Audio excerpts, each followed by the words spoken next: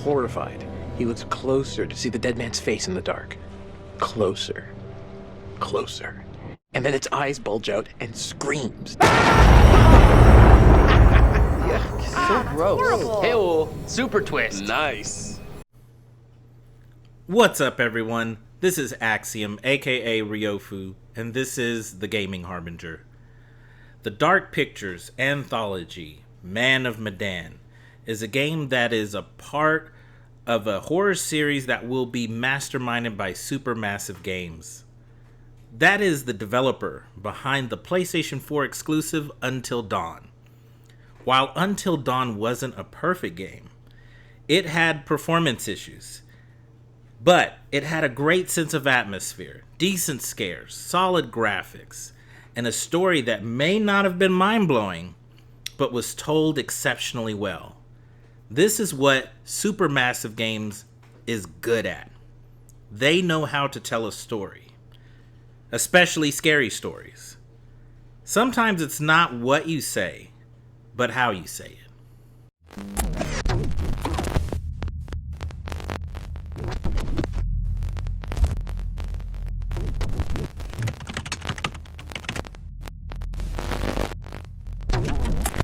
Man of Medan puts you in control of 5 characters.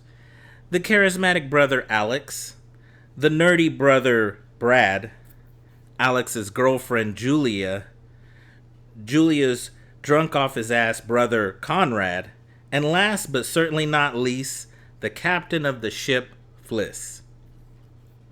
They plan a trip to the South Pacific Ocean on a dive boat and plan to do an underwater expedition on a World War II plane wreck.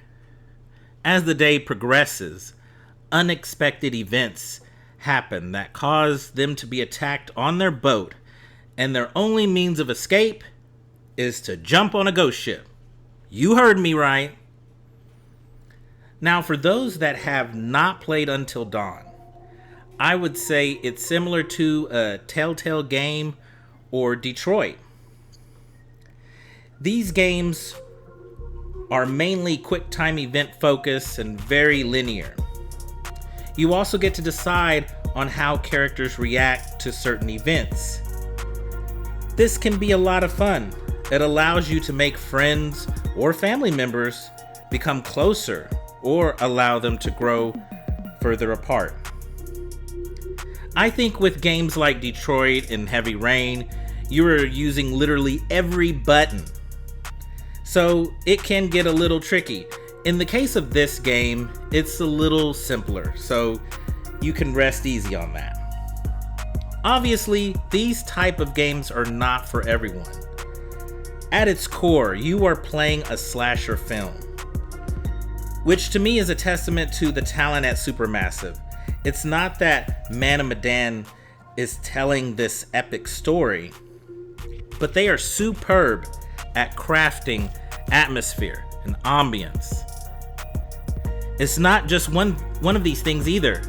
They hit multiple marks. The soundscape, and like I said before, the atmosphere. The graphics are pretty good, but not quite reaching a Rockstar AAA status. And you know what? That's okay. Not everything has to. Speaking of which, this game costs $29.99, similar to Hellblade. It's also much shorter, similar to Hellblade. But it's much shorter than I would say Until Dawn. I think if we get a game of this size once a year, this could be a good thing for Supermassive. Telltale paid a lot in licensing and just having too many projects running at the same time. Perhaps this would have been a better business model for them. Who knows? While I mostly have nothing but high praises for this game, it wouldn't be reasonable of me to not mention its flaws. I would say the most obvious would be in performance. I don't think it's so bad that it ruins the experience. While the frame rate is much more consistent than in Until Dawn, I think maybe it's because there's no foliage or swaying branches or leaves in this game. You know, you're pretty much in corridors and pipes and stuff, so that kind of helps, I suppose. So the game mostly sits at 30 frames a second, but let's say maybe in this game occasionally it'll be higher than that, and then of course there are the occasional dips where it's below that. There's also times when the game has a slight delay when a face is on screen. When the face is completely loaded, it looks great, very detailed. However, there are times when you see a face and it's just smooth, with no wrinkles, no freckles, no lines, nothing. It looks kind of creepy. And I don't think that's what they were going for in those moments. It's not going to stop anyone from playing the game, but hey, I had to mention it.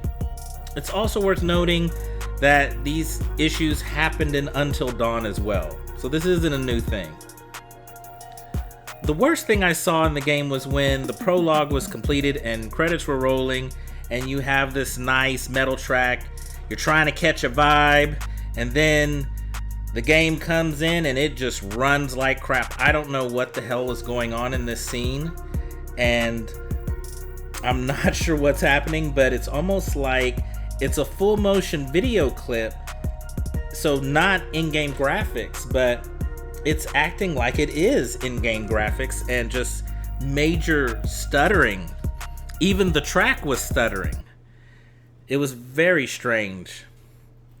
And it's worth noting though that when I started my second playthrough and got to that same part again, it ran fine. I liked the way it was supposed to, so I don't know if there was an update or I'm just not sure what happened to cause this.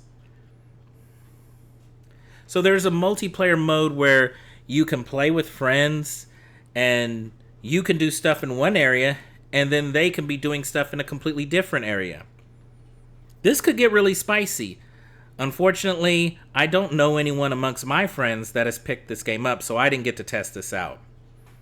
There is also, we'll call it a couch co-op mode, where the game assigns a character to multiple people that are in the room, and when it's your turn to play, whoever had the controller last needs to pass it to you. Hey, it's kind of old school, but I ain't mad at them. If the things I have mentioned in this review pique your curiosity, you should check out this game. If you like horror stories, if you like horror games, you'll probably enjoy this. If quick time events just make you want to throw up, this game is not going to win you over. If you thought these type of games were dead, you should not be playing this game. You should not probably be even watching this video. For real, why are you watching this video? This is for the people that love Carmen Sandiego books. I probably shouldn't be saying that. But anyways, or people, maybe you like making choices in a BioWare game, but maybe you want a horror game with simple controls that has a great atmosphere and good scares. This is for you. Before I go, I want to give a quick baby spoiler. Don't worry, I'm kind of joking with that. It's not really a real spoiler, so to speak. But after you complete the game, it shows a brief trailer of the next game, which is, totally different story. And it says this game is coming out in 2020. Again, I think this could be a smart move on Supermassive's part. Anyways, if you enjoyed this video, please give it a thumbs up. And please subscribe if you feel so inclined. Consider joining this team. Until next time, guys, I will see you in the next video.